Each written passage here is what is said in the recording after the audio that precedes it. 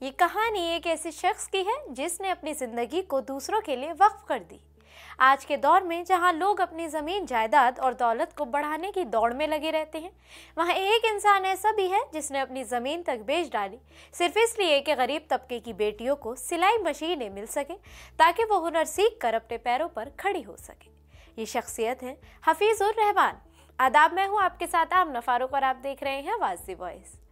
हफीजुर रहमान ने अपने समाजी इदारे के जरिए गरीब और पसमानदा लड़कियों को बाइख्तियार बनाने के लिए अपनी ज़िंदगी वक्फ कर दी, ख़ास तौर पर उन ख्वातीन को जो बेवा हैं या तलाक के बाद मुश्किलात का सामना कर रही हैं। उनका मिशन कभी कमज़ोर नहीं हुआ। एक वक्त ऐसा भी आया कि लड़कियों के लिए सिलाई मशीनें खरीदने की खातिर उन्होंने अपनी ज़मीन बेच दी ताकि ये लड़कियां हुनर सीख कर खुद कफील बन सकें। कई बरस तक हफीजुर रहमान एक बड़े सनतकार मुस्तफ़ा हुसैन से मदद लेने की कोशिश करते रहे। तकरीबन 8 साल बाद उन्हें कामयाबी मिली।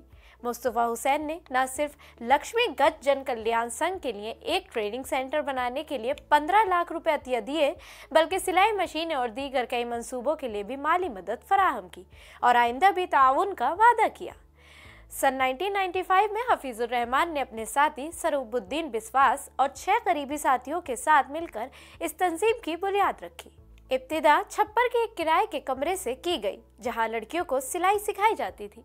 पैसे की कमी के बाइस हफीजुर रहमान ने अपने खेतों से चावल बेचकर अखराजात पूरे किए और कभी कभार तरबियत हासिल करने वाली लड़कियों को जेब खर्च भी दिया। बाद में उन्हीं लड़कियों के हाथ से बने कपड़ों और मसनूआत की फरोख्त से ये सिलसिला आगे बढ़ता रहा।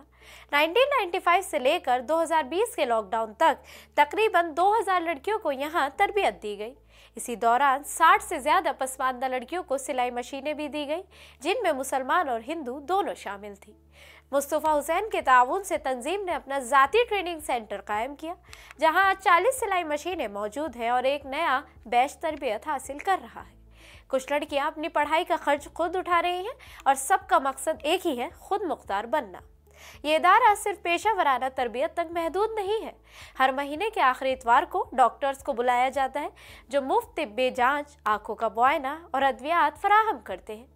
इब्तिदा में इनके अहले खाना उनके इस जज्बे और कुर्बानी से परेशान रहते थे, मगर हफीजुर रहमान डटे रहे। हफीजुर रहमान की ज़िंदगी महज एक कहानी नहीं, बल्कि एक ऐसा मिशन है जो कि कुर्बानी, खिदमत और समाजी तब्दीली का है। उनकी जद्दोजहद इस बात का सबूत है कि अगर नियत साफ हो, ईमान मजबूत हो और खिदमत का जज्बा हो तो एक शख्स पूरे मुआशरे की तकदीर बदल सकता है। यकीन, कुर्बानी और खिदमत, यही है हफीजुर रहमान की असल पहचान।